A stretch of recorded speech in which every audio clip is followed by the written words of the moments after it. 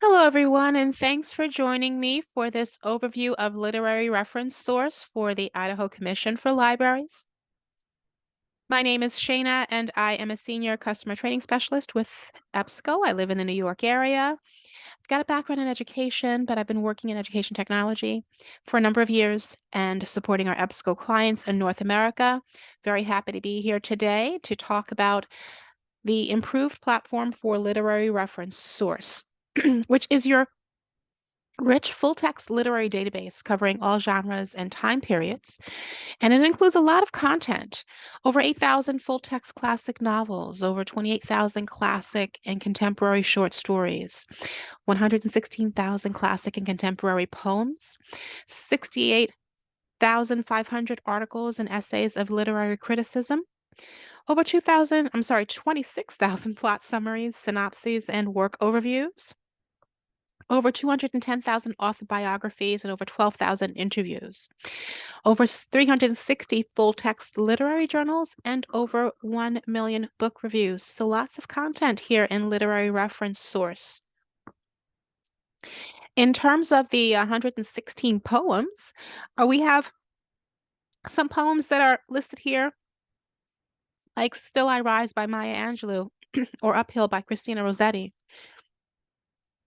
For the over 8,000 classic novels, you'll find the classics, of course, Pride and Prejudice, Dracula, the Canterbury Tales.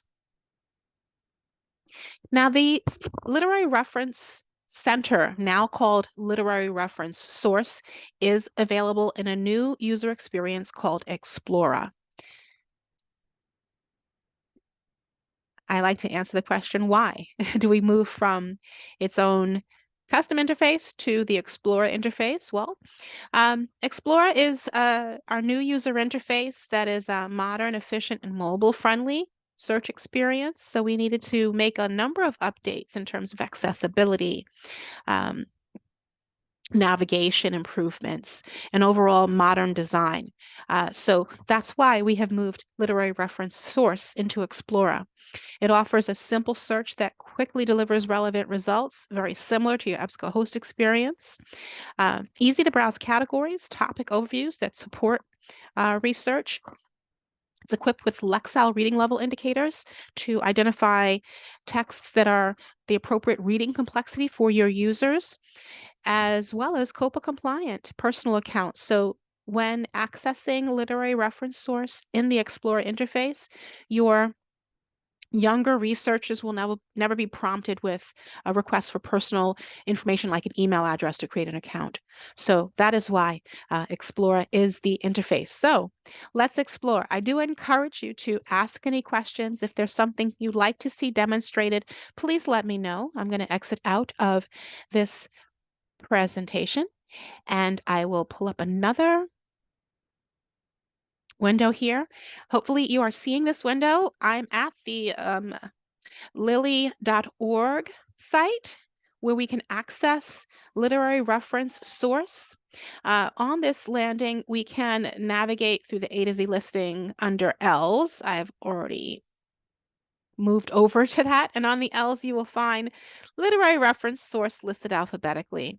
Clicking here will prompt you to enter oh, actually, I already logged in. So it's already done the work for me. I didn't have to enter my barcode or my zip code to access. So you'll follow the prompts to access, and then it will land you on literary reference source, which is what we're looking at now in the Explora user interface. So first thing you'll notice is that it's a visual interface. It's a cleaner interface. We have made a lot of accessibility improvements. So less content on the page to reduce cognitive overload, cognitive load. If you are accustomed to the new EBSCO host, this is very similar. So let's take a look at some of the navigational features of literary reference source. First thing that draws your attention, of course, is the featured image in the center of the page with that beautiful imagery. We will keep the interface fresh by rotating some content here that is timely or seasonal or relevant to our times. We can see right here, we're focusing on The House on Mango Street by Sandra Cisneros. This will rotate through the popular topics. There are 4 other items in the pill form that I'm placing my cursor over. So upon page refresh, it will rotate through these topics. So we have other topics like Canterbury Tales, Lin-Manuel Miranda, Gothic fiction, uh, magical realism, and then back to The House on Mango Street. Okay, so we'll keep this up to date several times throughout the year to keep the interface fresh. Above that center feature image, and actually, if you're interested in learning more about any of these featured topics, notice that the title is a hyperlink, which will, when clicking it, execute a search for all things The House on Mango Street. Okay, so we'll see that there are 19 search results for that featured topic. We'll see that in the search results, it'll identify the type of resource. So this happens to be a peer-reviewed article from an academic journal. And so that actually executes a search. To get back to the landing page for the Explora experience, you can click the Explora logo in the upper left corner, and you'll see how that's going to refresh the center or featured image. Above the featured image, of course, you have your search box where you can enter any keywords to conduct research within literary reference source. Above that, you'll see a hyperlink which will expose the databases that you're conducting research in. So this confirms that we are taking a look at literary reference source, which also contains the ebook subscription that complements literary reference source and a literary glossary. So those are all being searched within this Explora interface. When you conduct a keyword search here, you'll notice that there are 3 quick filters. These filters are the most popular filters that are used in research. So we've brought them forward to allow a user to quickly limit to full text or peer-reviewed resources, or by time, limiting maybe to the resources published in the last 12 months, 5 years, or 10 years. So those are just the quick filters that are available. When we execute a search, you'll see your full complement of filters that are available. Over to the right, you'll see a link to advanced search where you can conduct an advanced search using our multiple search boxes for your keywords. You can combine those keywords with the Boolean operators and to combine or to expand or not to exclude particular terms. And you can qualify those keywords with field codes. So if you're interested in a keyword in the title of a resource, or in the abstract, or even by ISSN number, you can utilize those field codes. Since we're on the advanced search screen, let me scroll down past those 3 search boxes. You can add an additional field if you wanted to make a very sophisticated search. But scrolling down, let's take a look at the filters that are available on advanced search. So some of those quick filters: full text peer-reviewed references available, publication date, and then we have our custom limiters for literary reference source. So if you wanted to limit by literary author, by language, by document type, by title, and then we can expose those custom limiters here. We can limit by cover story or if images are available. We have the ability to limit by the author's gender identity, cultural identity, national identity, by the literary title, literary character, locale, genre. And there goes the Lexile reading level indicators that you can limit to. So lots of options on advanced search. Also, you can change the search mode. The default search mode for searching within literary reference source for Idaho Commission for Libraries is the find all. If you wanted to change that to a proximity search, you can. And then you can also apply some expanders. You can apply related words, or if you're looking for something very obscure and it produces very little results, you can also expand your search to include keywords within the full text of articles. So lots of options here. Let me go back to the basic search. Notice when I click basic search, we don't see the pretty colorful landing page. Also, if I were to click new search here under research tools, it would bring me to this basic search screen as well. So if there's a need to eliminate that featured image, you have the option to click new search here. But if you click the Explora logo in the upper left corner, it will bring you back to that experience complete with the featured image. And once again, it is rotated. Now we're looking at the featured topic, author, um, playwright, actor, Lin-Manuel Miranda. All right, so scrolling down just to familiarize ourselves with this look and feel and the navigational options. So past those, discover popular topics or are our explore topics. So we can explore, browse by authors or by works, themes, literary periods and movements, and literary forms, styles, and techniques. So any researcher, especially our novice researchers who may be intimidated by an EBSCOhost blank search box, this gives your novice researcher the ability to browse by popular topics or topics that are commonly discussed for language arts. Okay, so that is what the goal of Explora is, to make your novice researchers feel confident in conducting research, to engage them in the research process and support them in their learning. So let's play around. Actually, before I do that, I'm going to quickly make a little note and we'll put a pin in it after we execute some searches. I'm not going to ignore all the way over on the left of my screen the dashboard and the research tools. So I already pointed out that new search brings you back to a basic search screen. We have access to curriculum standards here. And then I'm going to expose the My Dashboard, where it's going to keep track of my activity while I interact with this literary reference source in the Explora interface. So all of my activity will be stored here. So if I conduct a search, access a full text resource, that will be tracked for the session that I'm in. So as long as I don't close my browser, shut down, log out, I'll be able to view my activity on the dashboard. You can collapse that or expose it with a little arrow. All right, so enough for navigation. Let's start to conduct some searches. I'm going to hold off on conducting a basic search because that's boring. I'm going to browse. So let's take a look at the Explore topics. I'm going to start with authors. That's going to take me to an author's page with subtopics, or this the author category rather, with topics within this author category. I can search all authors.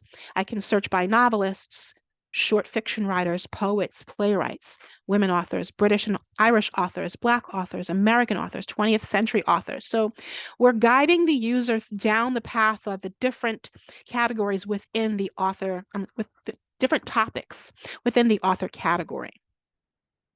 So I'm actually going to select American authors. And that's going to bring me to a subpage for all things American authors. I have an A to Z listing. And you'll see it's kind of hard to see, especially with my eyes. If there is a relevant link within the A to Z listing, it will be a hyperlink. We can see that there are no Y's in the listing, so that's not a hyperlink. But we are looking at all the American authors within literary reference source, 147 of them, and we can scroll through the tiles of information. So for accessibility, the images don't appear until you place your cursor over those images, once again, to reduce the cognitive load. And we can see these authors listed alphabetically. We can either browse with these tiles of information, and we can see that the tile option for browsing is default selected.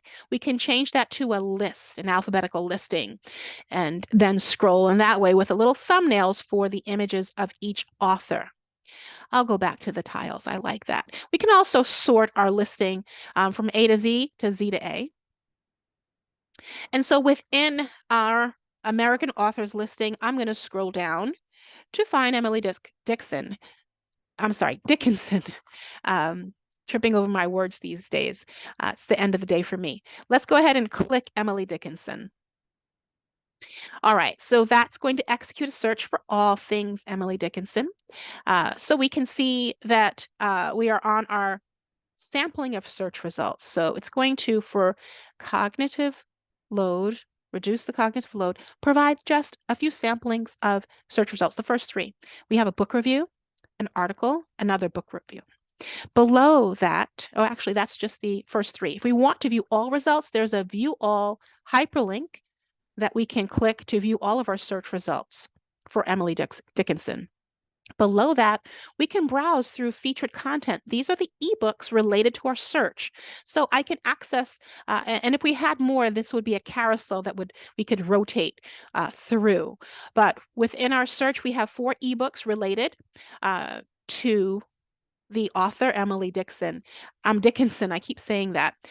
If I wanted to access the ebook, I could then just click into it and access the ebook. But we're going to scroll back up to the top and we'll click View All Results. So now we're taking a look, we'll wait for it to load, at all of the search results for Emily Dickinson, and there are 780 search results sorted by relevance. If I wanted to, I could change that to the most recently published resources about Emily Dickinson by changing to date newest or the oldest. Since we know that she's an author from the 1800s, if I were to sort by date oldest, let's take a look at what comes up. We do see that we have this poem, Rouge et Noir, published in 1890. So when you're conducting research for authors, historical figures, that date oldest sort does come in handy. Let's click back to relevance and scroll through our list. Before I scroll through our list, though, I want to point out to the left of the result list count, there is a little tick box. And this gives us the ability to do things in bulk. If I click the tick box, it will expose the things I can do in bulk. I can download up to 50, and it lets you know.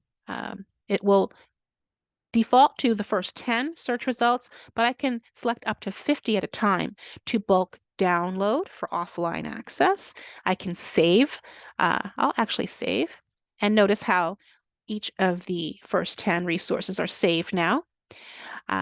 Going back to that option here, bulk share, bulk cite. And if I click the little arrow, I can choose up to 50 instead of the default, which is 10. So that's what that little box is for. I'll deselect it.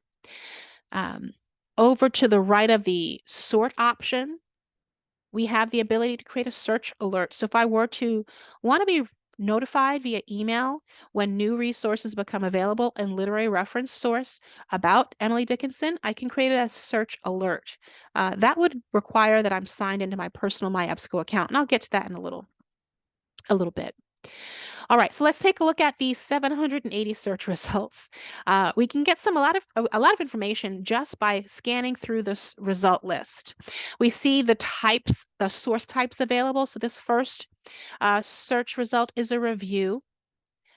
We have the subject terms, the publishing information, and our options to access this review are 2 full text options for PDF or online full text. We'll get to those different viewing options. The next is a trade pub, the next is a review, and so forth. I don't want to actually go through 780. So let me explore some of my filtering options. Notice at the top of the page, our search has been executed based on our browsing options. And we have our quick filters, so automatically delivering only full text. If I wanted to limit that 780 set to peer-reviewed resources only, I could click that. If I want to limit to resources published within the past 12 months, 5 years, or 10 years, I can select from the QuickTime filters, limiters, and I can also choose source type. So as it relates to Emily Dickinson, if I'm only interested in poems or full text classics, or magazines or reviews or literary criticisms, notice that in brackets it lets me know how many of these source types are available within my search results set. There are 3 more source types. I can click that to expose all, and I can make a selection here. I'm not going to, but I just wanted to show you your options for source type. So those are your four quick filters. If you want to access your full complement of limiters, you'll click that All Filters button, which will expose this All Filters panel on the right, which will expose your full complement. So in addition to the quick time filter, you can also enter a custom range as opposed to just selecting past 10 years, 5 years, or 12 months. You can limit by source types here. So as we had seen the source types in the quick filters, they're available here as well. Scrolling down, we can take a look at the subject terms. So within our topic, Emily Dickinson, am I interested in taking a look at the literary form, poetry, nonfiction, poets, women poets, and so forth. Here goes my Lexile range. So within my search results set of 780, 50 are at the 1011 through 1180. So that's a higher range. A lower range depicted here, 501 to 850. That's at your early elementary level. And there are 5 resources for your earlier readers. Let's close that Lexile range. And if I wanted to limit to articles published within a particular publication, maybe I'm only interested in articles about Emily Dickinson published in the American Poetry Review or the School Library Journal, I can make my selections. So those are my filtering options. Anything I select will be tabulated here above the line, so only full text has been selected. So let me take a look. I'm actually interested in biographies. So I'm going to come down to source types, and I'm going to limit to those 5 biographies. And I'll go ahead and apply. And that's going to update my search results to those 5 biographies. And now I have my 5 biographies. Let me click open to the All Filters panel again to show you that those active filters are here and sticky. This means that if I were to change my search, any search that I conduct subsequently will be limited to biographies and full text. So maybe I don't want to do that. So I can actually remove filters between searches. So that little lock is unlocked now. I'm actually going to clear the biographies and apply to update it back to full text. Another way we can take a look at the search result set, the 780 we have here, we can take a look at these tabs of information. So we're currently viewing all results, but I can limit to articles and journals or ebooks or reference resources or videos if they are available. So let's go ahead and take a look at the ebooks. No results for ebooks. I don't think we have any reference. Oh, we do. We do have 31 reference resources. All right. So regarding Emily Dickinson, we've got some reference resources here. Okay. I'm going to go back to all results. And maybe I'll take a look at this first one, this review, Wildflower Emily, a story about young Emily Dickinson. I have my access options here, and we know this is a review, so I can view the PDF of the review or the online full text. Let me take a look at the online full text. And now we're taking a look at this. It's going to strip the article of any formatting and imagery and just deliver the text. So we are taking a look at that review. In the upper right corner, we have our tools. So there are some things we can do. I've already saved this resource, so that flag is already highlighted. I can cite this. So if I want to cite the research, we have our citation formats here. We have 9 different citation formats I can choose from.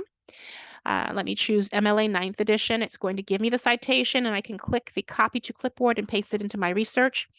I also have the export option to export the citation to a tool of choice, including RIS format, EasyBib, RefWorks, and Noodle tools. Let me close that. There's a project folder icon here. This allows me to create a sub-personal folder to organize my research. So if I'm conducting a research project on Emily Dickinson, maybe I'll want to create a folder for that. Or maybe if I have I have my language arts class, I can create a language arts folder to move these resources into. So that's what that is. We need to be logged into my EBSCO to do that. Share, that swishy arrow, gives me access to my Google Drive, OneDrive, Google Classroom if it's been enabled. And then we have the persistent link or the permalink option here on the share tool.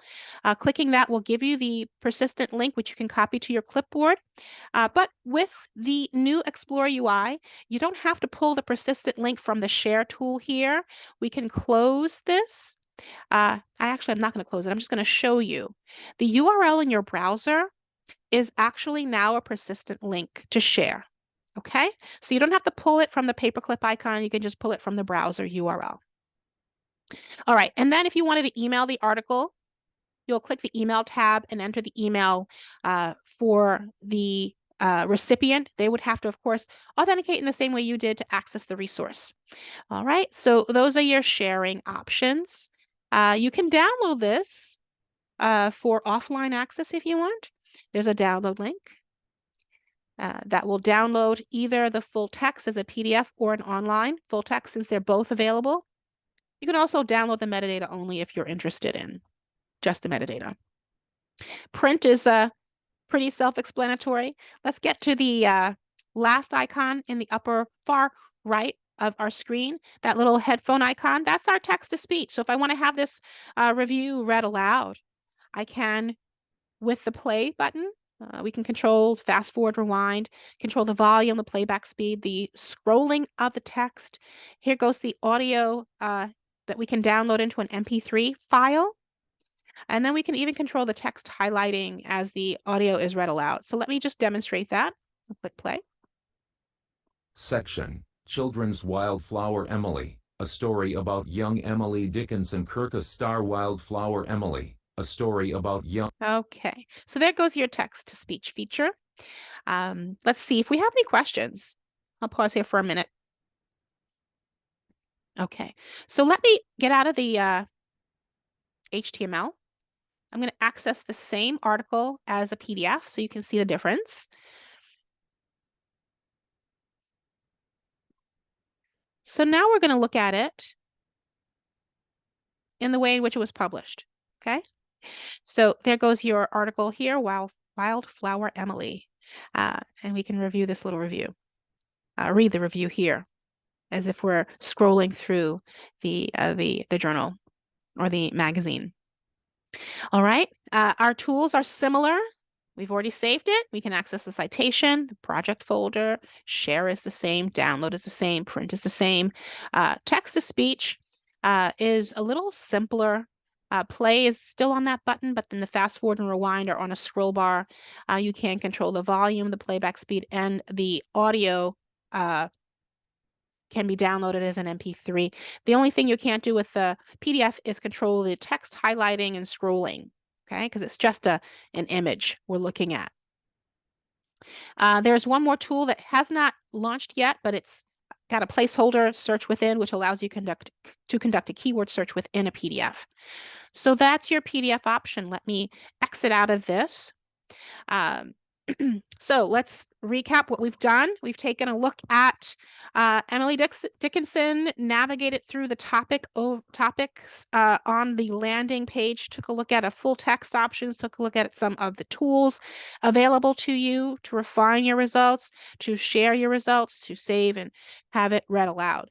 Let me clear my search. I'll click Explora to come back. And what I want to do is now conduct a basic search and then an advanced search, just to show you how we can play around with the interface. So we browsed through topics, discovered popular topics, a more intuitive way to conduct research for the novice researcher. But you have, of course, the keyword search box where you can enter a keyword. So I'm going to look for or enter Frankenstein.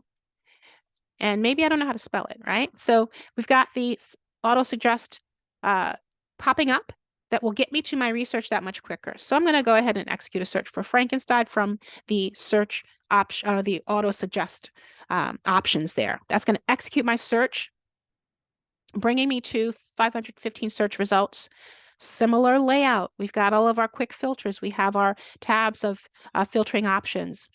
We have our bulk export options, bulk save site export share options.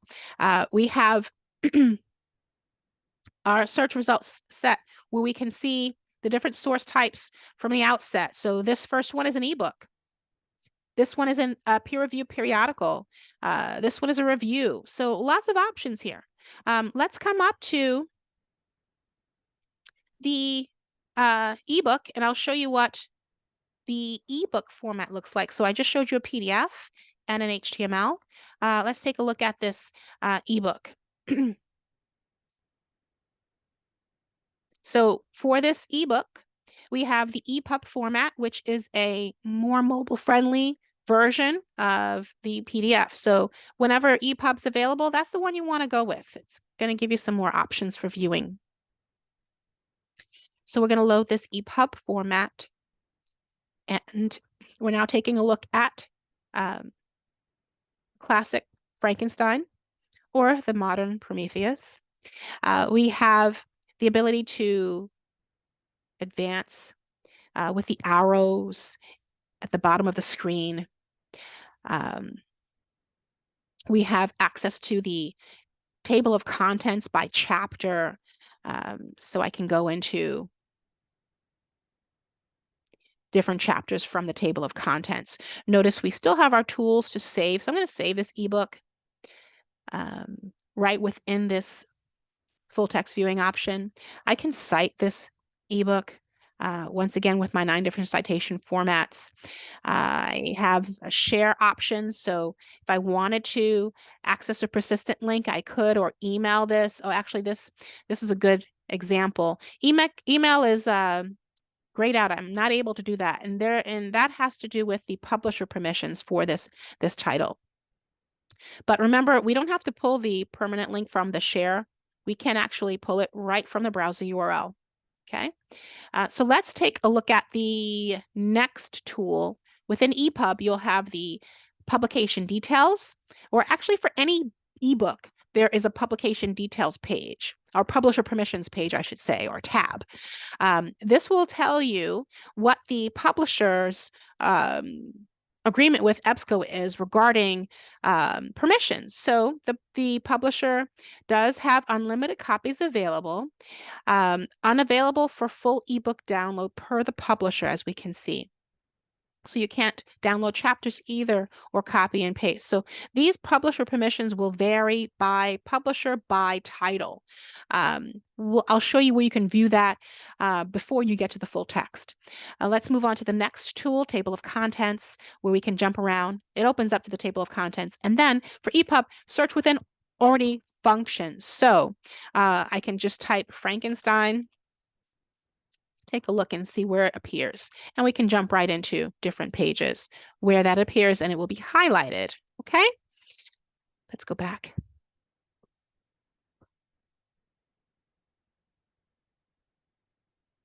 Okay, so I did save that. All right, let me conduct a quick advanced search. I'm going to clear my search. Clicking advanced search right from the landing page under the search box. And we've got our multiple search boxes. So let's say I'm interested in, oops, if I can spell, Albert Camus. And I'm going to conduct a search for articles about Albert Camus and the title, Camus. And I'm also interested in combining this search with topics related to philosophy, okay? And I will qualify that keyword with the subject term field code. I still have options to limit. I'll keep full text.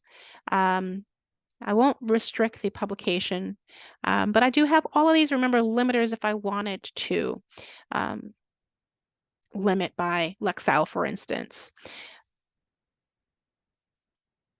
So I'll go ahead and execute my search. So utilizing the advanced search options, title, and subject philosophy for Albert Camus. This gives me 4 search results, so a much more refined search result set to work with. Okay, and that's advanced search. Let's see, do we have any questions? I'm going to go ahead and clear my search. And we've rotated through all of our popular topics. So we're back on the house on Mango Street. All right, so let's take a look at my dashboard unless you have questions. I'm going to open up my dashboard and take a look at recent activity. So this is my current session. I haven't logged out, shut down. So I can see all of the searches I've conducted. I conducted 8 today. We even see the limiters that were applied for each of the searches. I can see what records I viewed on the next tab. So there are 4. There goes that ebook. I've saved it. If I were to come over to my dashboard, I can see on the saved tab all of the resources that I flagged. So I saved 11 resources. Remember, I did that bulk save and then I added the ebook. So there goes that ebook and the other 10 that I bulk selected from the result list. To the right of each of these, you'll see the flag that has indicated that it's saved and our tools. So from our saved dashboard page, I can quickly cite or move this into a project folder or access sharing options or download. Okay, so that's not even from the full text. It's just right here from the saved resources. Over on the searches, we didn't save any searches. So if I go to recent activity and go to my search history, if I save, let's say I'm going to save this Albert Camus and philosophy, I can click that. And that will be saved to my personal EBSCO account for me to access later. Okay. I'm going to actually save. Oops, we're getting an error. So maybe I'm clicking too much. So let me go to my saved item in the dashboard. And now, in addition to the records I've saved, that search should be saved. And there we go. All right, so I've got my search, which I've saved. It will be stored on my EBSCO, and I can move this search into a project folder if I needed to. All right, questions?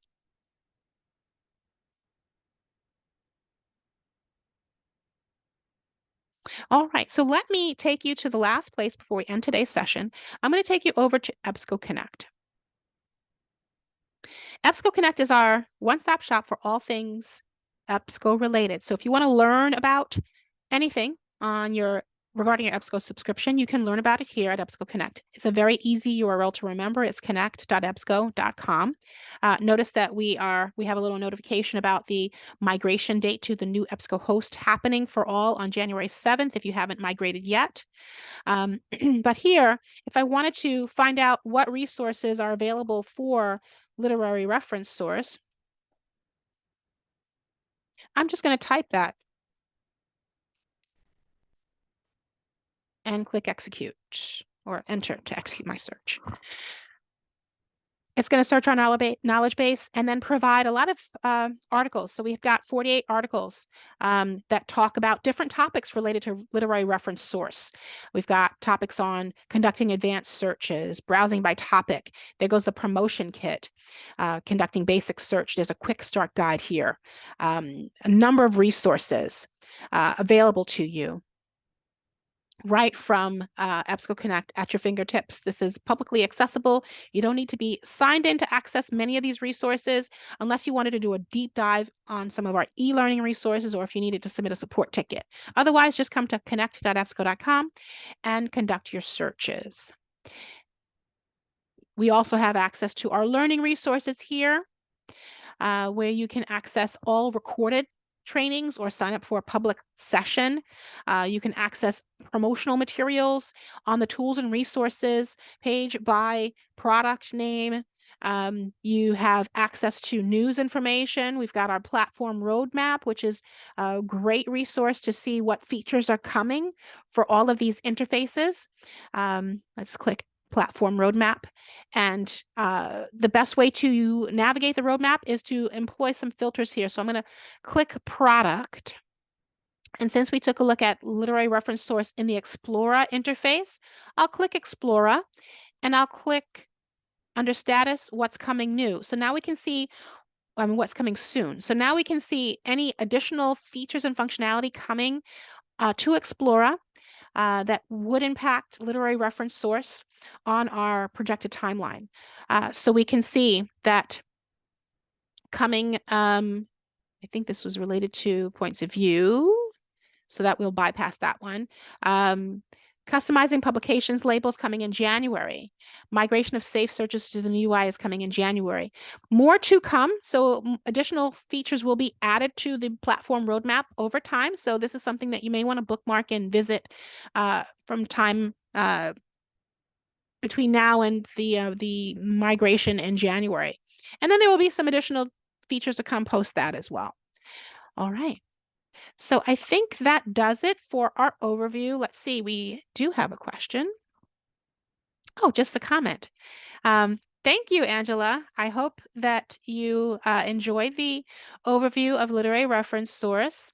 I will follow up with a link to the recording, and I'll maybe link to a few of those articles on EBSCO Connect to help you with your additional learning. Oh, and great. Yes. Lily has already migrated to the Explorer platform for EBSCOhost. And I believe you already migrated to EBSCOhost, the new UI as well. So what we're looking at is your version of literary reference source on lily.org. I logged in through your authentication. So I think we're good. This does it. I hope you enjoyed the session. Have a great rest of your day and look out for my follow-up email. Bye-bye now. And you're welcome, everyone. Thanks again.